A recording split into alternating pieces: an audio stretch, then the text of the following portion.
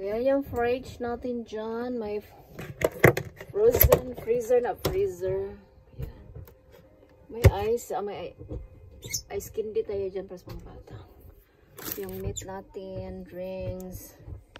Dyan, mga anik-anik. Yan, drinks. Ano ba? Bato tayo, iniinit ko yung rice dyan. Yan. Diyan sila sa labas. Yan sila. So, ito yung food natin for today's video. Rice tayo dyan. Yan, potato. Ginaling. Dinner time.